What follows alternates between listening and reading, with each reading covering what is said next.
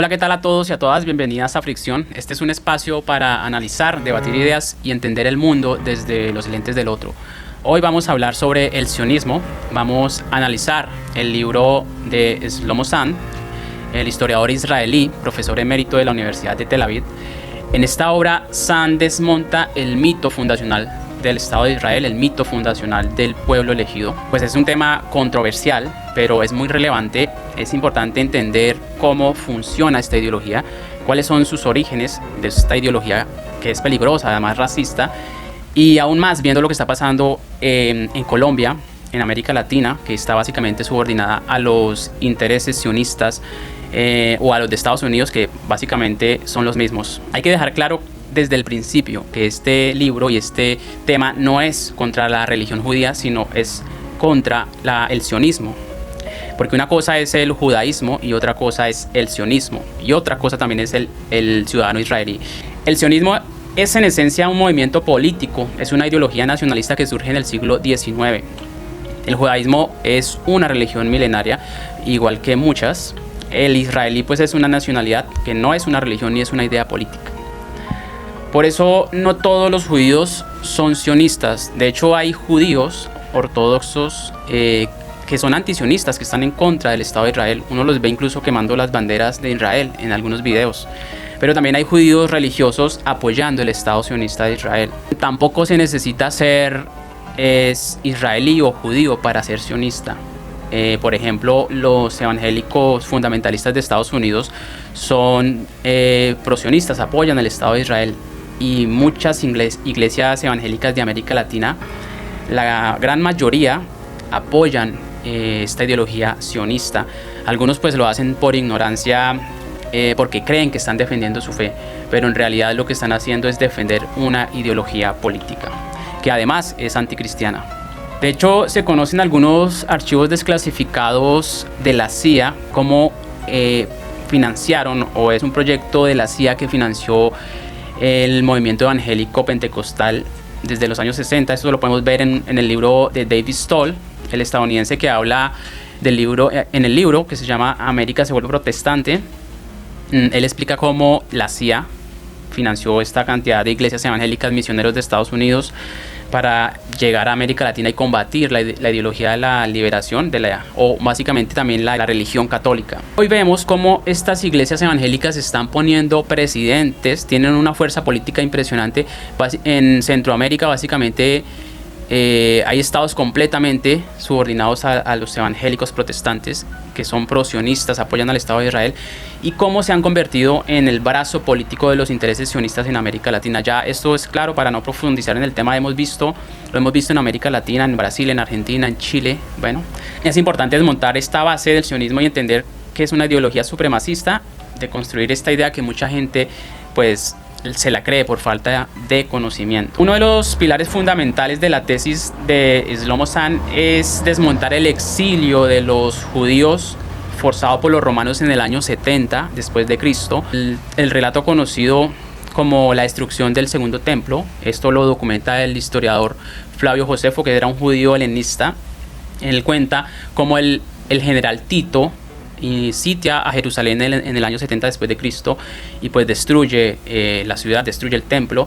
Entonces de aquí sale relatos sobre el mito de la diáspora judía, de que los judíos se esparcen por toda Europa y por 2000 años están dispersos, y ahí viene la idea de regresar a la tierra prometida. Pero lo que hace Zahn es argumentar que no hay evidencias históricas de una expulsión masiva del pueblo de Judea.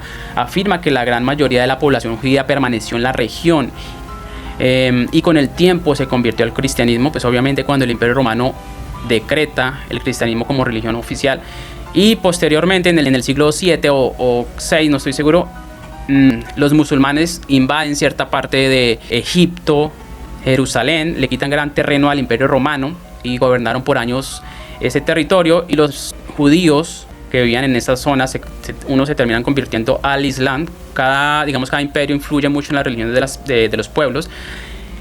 Entonces, convirtiéndose estos judíos en los actuales ancestros de los palestinos. Imagínense entonces, para tener este dato claro, los palestinos que hoy habitan allá en Gaza, pues tienen tienen cercanía o descendencia de los judíos del siglo I, mucha más que el mismo Netanyahu. Bueno, entonces empecemos con el primer capítulo, Construyendo Naciones, que básicamente es de Construyendo Naciones, de lo que hace Shlomo Zahn, y empieza este capítulo con un análisis, con un quiebre conceptual inmediato. Rompe la idea de nación, hace un quiebre, una ruptura de lo que nosotros solemos creer que es la nación, con pueblos milenarios y fronteras eternas, sino la idea de Shlomo Zahn es de construir que las naciones son grupos humanos naturales inmutables y de antigüedad inmemorial. Las naciones son construcciones políticas modernas ensambladas retrospectivamente. Aquí Zahn, para ello cita o se basa en el filósofo Etienne Balibar, es un filósofo francés de autoridad en el tema, que dice: ninguna nación posee una base étnica por naturaleza. Es el Estado moderno quien nacionaliza las formaciones sociales, lo que consecuentemente etniciza a las poblaciones para fabricar el mito de un origen biológico común. Entonces, ¿qué quiere decir esto? Que lo que sostiene Balibar y que Zahn toma como su pilar fundamental es que el proceso histórico ocurrió literalmente al revés de lo que nosotros acostumbramos a creer. O sea, no fueron que las naciones antiguas o las poblaciones antiguas de repente despertaron un día y dijeron: creemos el Estado moderno, sino que en realidad es el Estado moderno quien nacionaliza las formaciones sociales. Una vez que el Estado se va consolidando, se va estableciendo, etnitiza artificialmente a la población, que controla imponiendo un idioma estandarizado, un plan de estudios unificado y por supuesto pues mitos heroicos para fabricar la ficción de un origen común inquebrantable, que fue lo que hizo el Estado, los historiadores nacionalistas del siglo XIX, sionistas, fabricar la idea de una etnia común en el pasado para legitimar su existencia en el presente.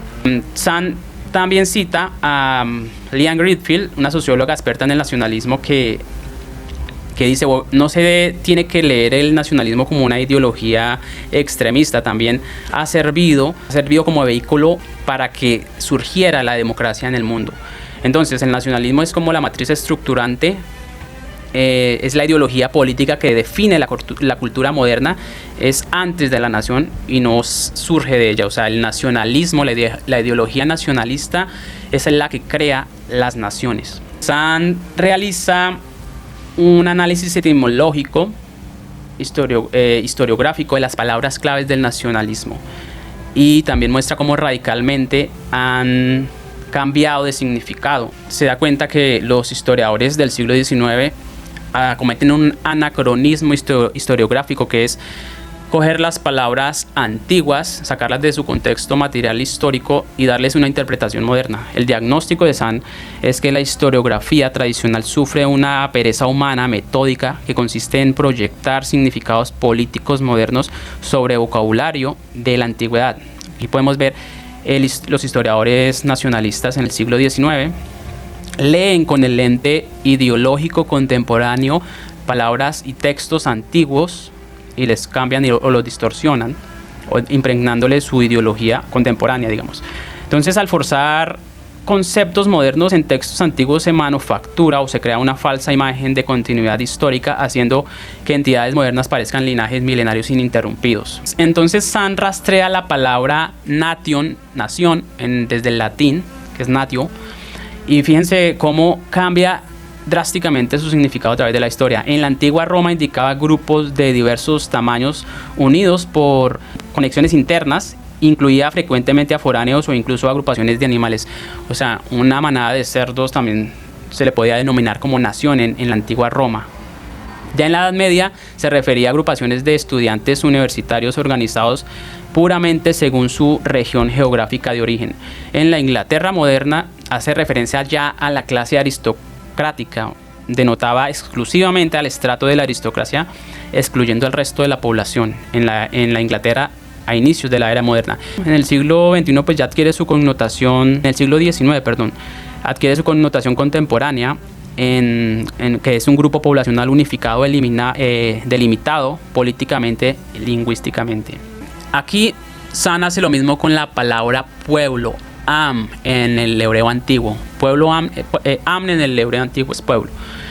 Y Entonces empieza a deconstruir esta palabra porque los historiadores judíos nacionalistas distorsionaron la palabra pueblo, y aquí es donde Sand comienza a atacar las raíces del nacionalismo judío.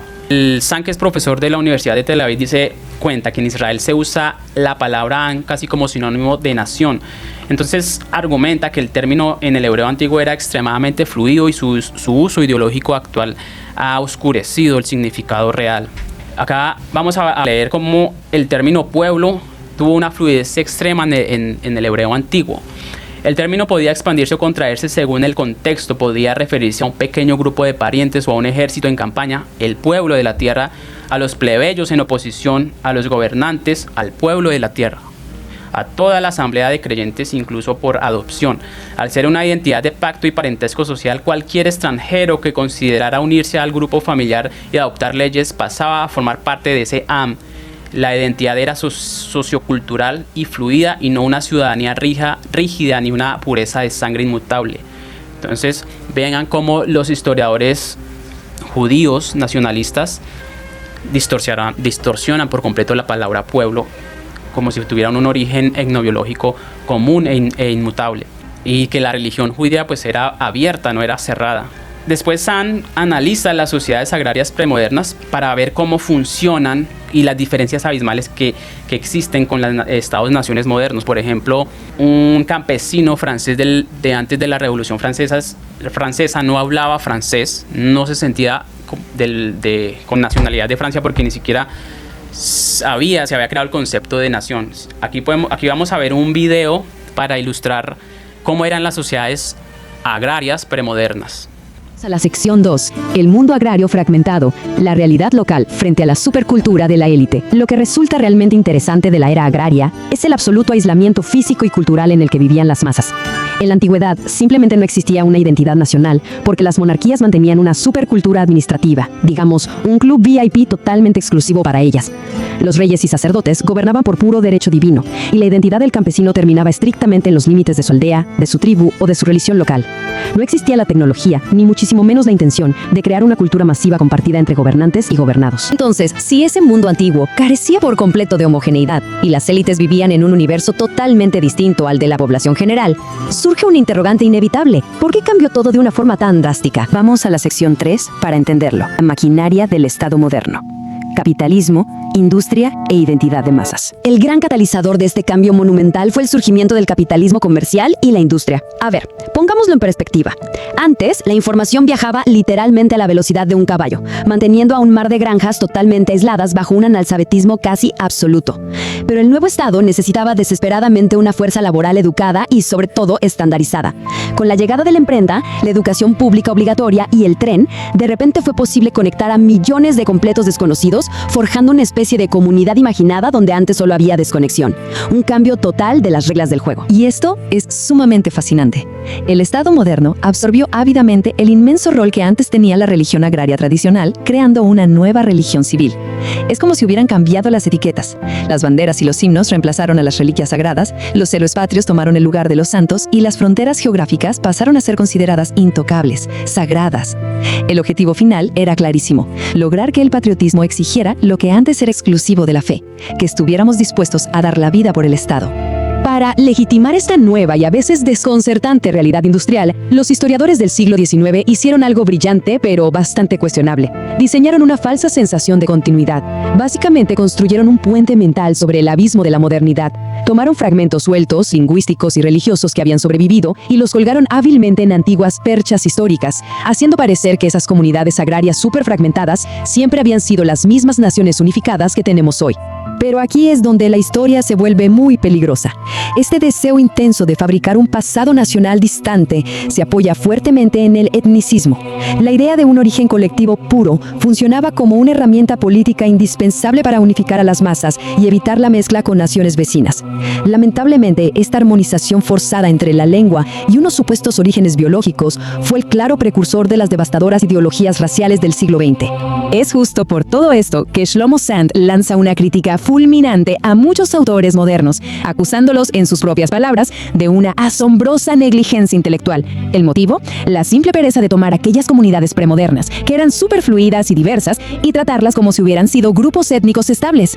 Es proyectar una homogeneidad moderna hacia un pasado que, literalmente, jamás existió de esa manera. Bueno, aquí vimos cómo la diferencia entre las naciones, las sociedades agrarias premodernas y el Estado-nación moderna, y obviamente cómo el capitalismo, la revolución industrial fue fundamental para crear el Estado-nación moderna. Muy bien, hasta aquí hemos dejado claro que el sionismo es una ideología política moderna que no representa al judaísmo como religión. También hemos visto cómo ha sido instrumentalizada por los intereses geopolíticos en América Latina. Pero ahora vamos a entrar en el debate académico para entender por qué este libro de Shlomo Zahn, digamos, es tan controversial. Hay que entender cómo se construyó la idea de nación. Entonces, como bien señala la ciencia moderna, la genética, la antropología, la biología han demostrado repetidamente que no existen razas puras ni núcleos biológicos de sangre que unifiquen de forma inmutable a un grupo humano a lo largo de los milenios, sino que las poblaciones son resultado de constantes mezclas religiosas, migraciones y conversiones religiosas masivas en distintas épocas históricas. No hay un pueblo que tenga un origen genético único y continuo. De hecho, es la premisa con la que empieza Zahn y el filósofo Balibar. Ninguna nación posee un núcleo étnico biológico por naturaleza. Entonces, al quedar descartada el núcleo biológico como fundamento de la nación, los pensadores nacionalistas tuvieron que buscar otro sostén. Y ahí aparece Anthony Smith, un teórico británico que desarrolló una corriente llamada etnosimbolismo. El sionismo se ha apoyado mucho en la teoría de Anthony Smith. Entonces, el etnosimbolismo argumenta Smith que, aunque las naciones políticas modernas no nacen de la nada, se construyen sobre etnias, es decir, sobre comunidades étnicas premodernas. Y aquí viene un giro clave. Entonces Smith traslada el origen de la nación a lo intangible. Ya no se habla de sangre, sino de mitos fundacionales, símbolos compartidos, memoria colectiva y el sentimiento de pertenencia a un linaje imaginado. Esto suena más sofisticado, pero la trampa conceptual es evidente. Entonces, esto le cayó como anillo al dedo a los creadores, a los nacionalistas judíos. Como ya la ciencia ha desmontado el mito de la sangre del pueblo raza, ellos se basan en los mitos y en las memorias colectivas. Pero entonces esto es una trampa conceptual, dice Shlomo Zahn, porque aunque Smith habla de símbolos, sigue tratando a la comunidad étnica como un sujeto histórico continuo y casi místico. Sigue operando bajo la premisa de que existe un espíritu del pueblo latente que se hereda de generación en generación. Lo que Zahn critica es que esto no es más que un esencialismo disfrazado de cultura. Pues entonces Zahn empieza a hablar desde el enfoque de la línea de pensadores como Ernest Gellner, Eric Hobsbawm o Benedict Anderson, que estos filósofos son filósofos, sociólogos e historiadores. Los tres sostienen que las naciones no son entidades ancestrales o naturales, sino constructos históricos modernos nacidos con la industrialización y el capitalismo y la imprenta, como ya lo vimos en el video. La crítica de Zahn al uso del etnosimbolismo por parte del sionismo se divide en tres argumentos. El primero es desmontar el lazo de sangre.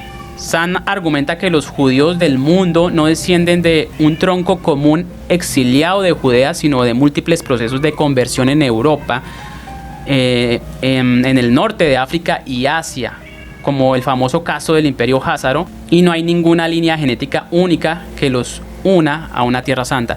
El Imperio Házaro es de la Edad Media. La élite se convierte al judaísmo, pero lo hace por interés geopolítico.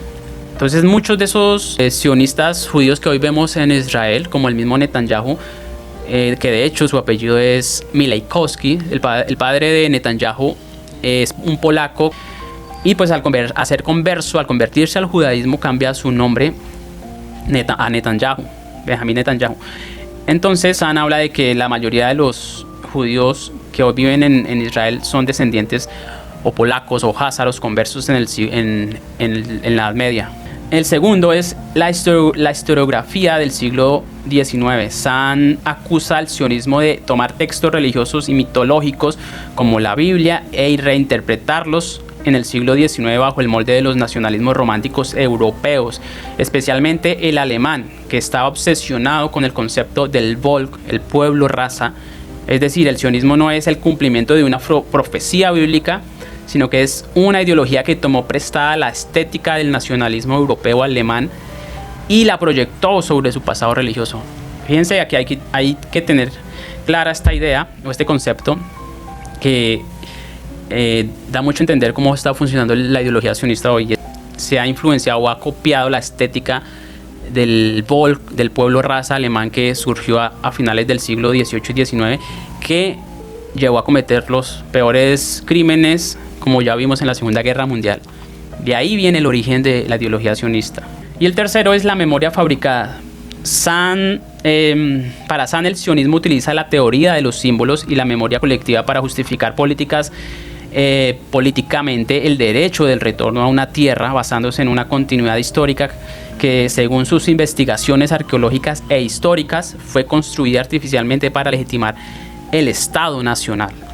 Entonces, en resumen, la postura de Zahn denuncia que el etnosimbolismo de Smith le da un pase libre y respetabilidad académica a ideologías nacionalistas para seguir operando con la lógica del pueblo raza, y cambia la palabra sangre por la memoria compartida, pero mantiene intacta la idea de un grupo humano que tiene un derecho ancestral e indivisible por encima de otros. Esa es la base ideológica que ha permitido justificar el desplazamiento y el genocidio del pueblo palestino. Bueno, hasta acá entonces este es el resumen más básicamente del primer capítulo de la invención del pueblo judío, para quedarnos con esta idea clara, y es ver los orígenes de esta ideología sionista que tiene su influencia o su origen en los nacionalismos románticos del pueblo raza, de la ideología del idealismo alemán, y cómo hoy están actuando según esta misma ideología. Hemos visto cómo están ocupando territorio palestino. Los palestinos tienen mucho más derecho a estar en su territorio y tienen, si hablamos de genética, tienen mucha más genética. Hay estudios que hablan de el 85% de compatibilidad con los judíos del primer siglo. Entonces, pues vean lo irónico que es lo que está pasando en Palestina. Bueno, hasta acá este primer análisis del capítulo del libro de Shlomo Zahn. En el siguiente capítulo, que será en los próximos programas, va ya a hablar de la arqueología, cómo la arqueología y la historia monta, si no avala los mitos bíblicos. Aquí en el primer capítulo lo que hizo fue hablar de los conceptos teóricos para ir como allanando el camino para dar su tesis final de la invención del pueblo judío. Hasta la próxima.